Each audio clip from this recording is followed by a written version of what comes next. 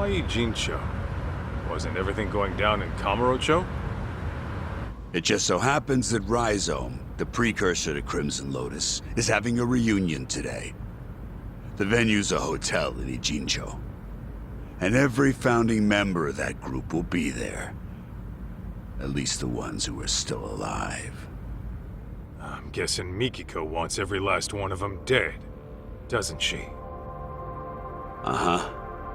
On top of that, her final target's also planning to show. The one she wants dead the most. You mean outside of Crimson Lotus? Who? The one going around killing the founders of Crimson Lotus before she can. What the hell are you talking about? Why'd Mikiko want to take out who's ever killing her enemies? They've got a common goal, don't they? Hell, you're a detective. Try using that old noggin of yours, why don't you? Primitive as you are, I'm sure you can piece it together, knowing what you know. Plus, Ijincho's an hour away. How about we make like detectives and go over what we know? Yeah, sounds a bit too buddy-buddy for me. Besides, I'm a punch-first, go-over-shit later kind of guy. Yeah, I can see that. However, if you were to, say, arrive at the truth on your own, then no one breaks confidentiality. Fine, fine, I'll bite. So, the real killer, huh?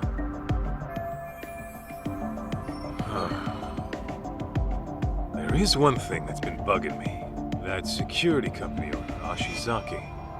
His office was set on fire, but the point of burning the place wasn't to kill him. After all, he was shot up on the roof. So the killer must have torched it for another reason. Oh, starting with the motive. Not bad. Go on. So there's our problem. Why would the killer want to burn the office? I'm thinking...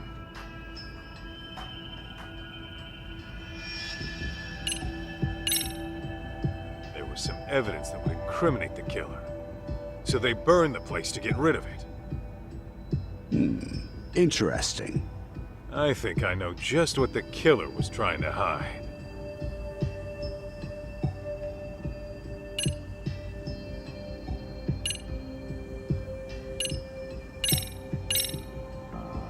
I asked a buddy of mine to pull the data from a burnt hard drive I picked up at the scene.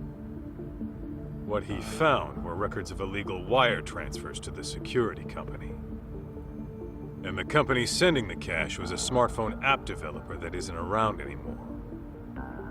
I'd wager the killer'd want to have these records erased. Hey, you're good. Didn't think you'd get your hands on those.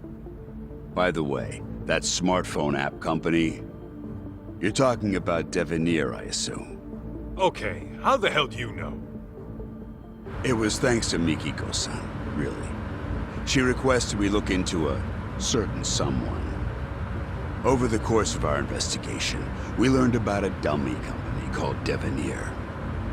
And, as you can guess, Devenir was created as a front for this certain someone. He used it to directly employ Crimson Lotus. Cover-ups to customer service. They handled all sorts of trickier than usual jobs. So you're saying this guy's the one who's been killing off the Crimson Lotus founders? That's exactly what I'm saying. Now, who could it be? Here's a hint. Mikiko-san approached us anonymously. Why do you think she'd do that? Well, you guys could have broken confidentiality and let it slip that she was alive, right? After all, her plan was to take out Crimson Lotus without leaving a trace. Sure, but that's just one reason. There's someone aside from Crimson Lotus who she doesn't want knowing she's alive. As a matter of fact, Mikiko-san never even contacted this person about it. Even though you'd think this would be the first person she'd run to after getting her memories back. Wait a goddamn minute. all coming together.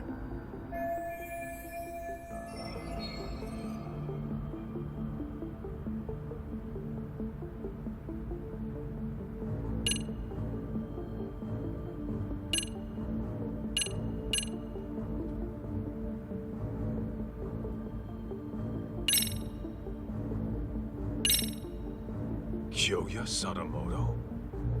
You're saying he's the one killing the founders of Crimson Lotus? Yep, you got it. And Mikiko-san has the same idea. What? So then, he was trying to erase his ties with Crimson Lotus? No. No, hang on. Crimson Lotus's founders were the ones who set fire to Mikiko's family's house. Why the hell would Sadamoto have connections with the guys who burned his wife's family alive? Oh, so you picked up on that. Then you'll like this next bit. Sadamoto's dummy company, Devenir. It had records from 17 years ago of illicit wire transfers to Ashizaki's security company. Know what that means? Yeah, I figured that out too. Actually, it's weird. 17 years is way before Mikiko and Sadamoto got married. But Sadamoto and Crimson Lotus were connected back then, right? So what the hell's going on? Just think of it like this. The Natsume family arson falls under questionable ties between Sadamoto and Crimson Lotus.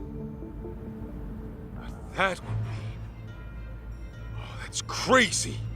Sadamoto was involved in the arson? Bingo. What happened 2 years ago was Mikiko-san learned the truth. And Sadamoto and Crimson Lotus tried to silence her. All right, Igarashi. No more guessing games.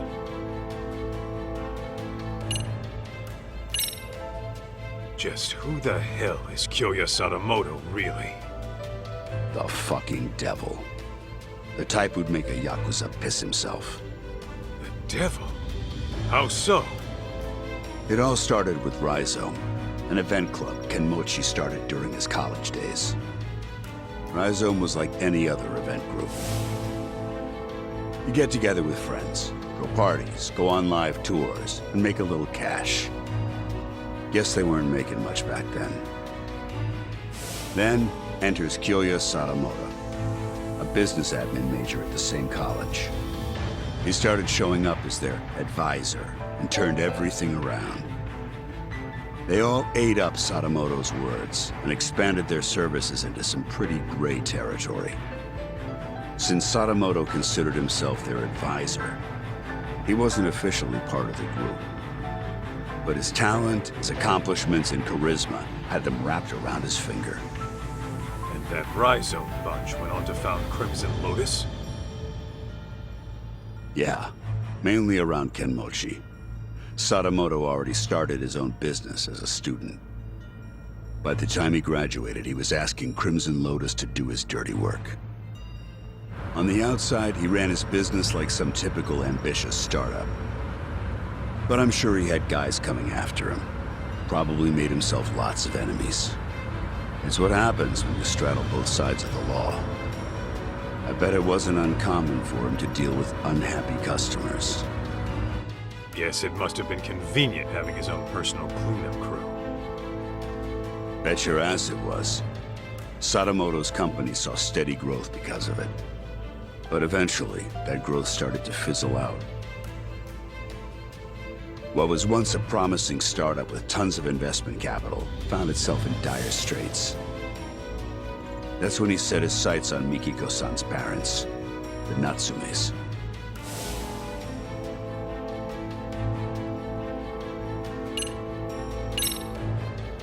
When did she figure out what her husband really was?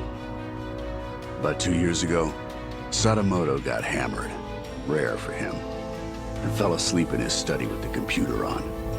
That's when she stumbled upon his email exchange with Kenmochi.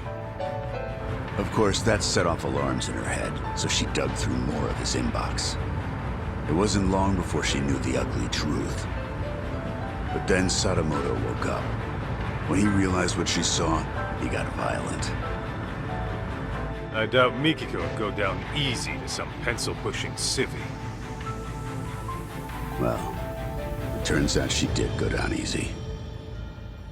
We're talking about a guy who deals in the criminal underworld.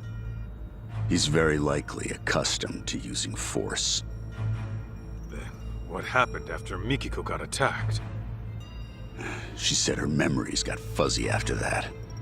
She was probably drugged, and Sadamoto had Crimson Lotus clean up his mess.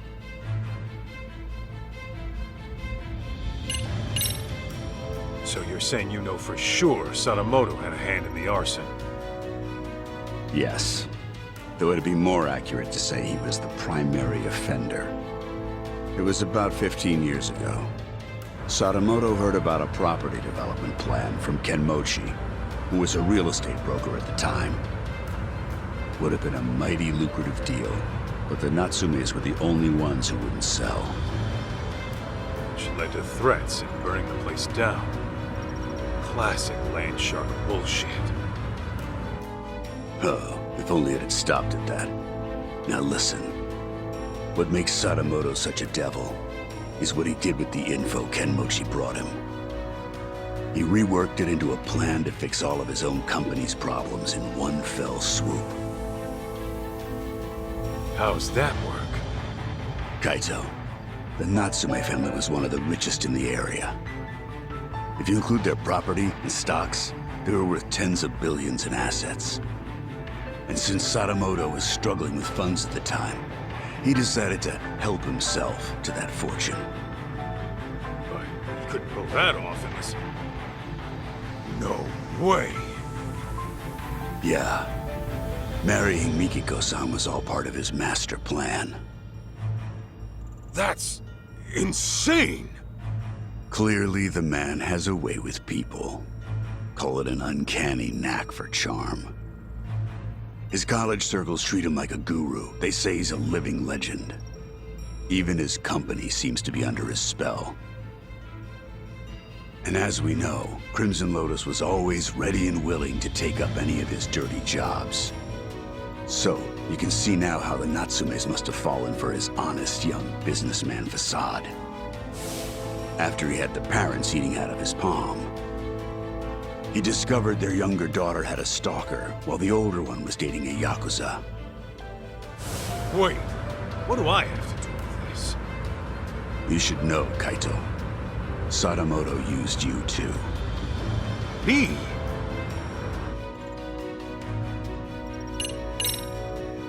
How the hell could Sadamoto use me at any point in time?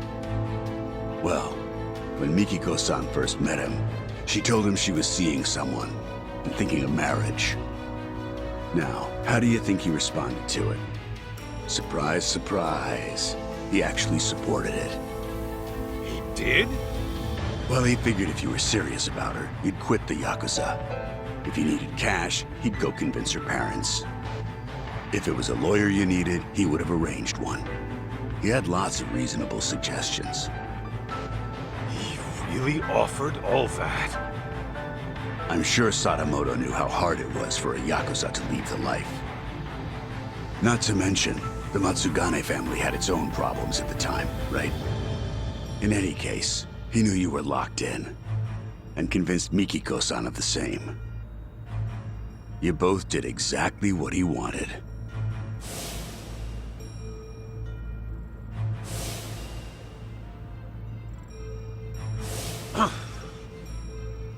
Then, once you were out of the picture, Sadamoto made his move on Mikiko-san. I imagine her parents might have even encouraged it. And after the marriage was official, Sadamoto simply had to bide his time until the Natsume house burned down and their fortune was his to claim. Guy's a monster in human skin, right? And it seems his marriage was more of a shotgun wedding. I'm almost certain the kid was conceived as part of the plan to push her into marrying him.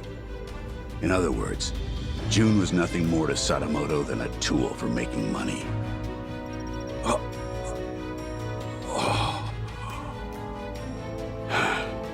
feel terrible for Mikiko-san and June.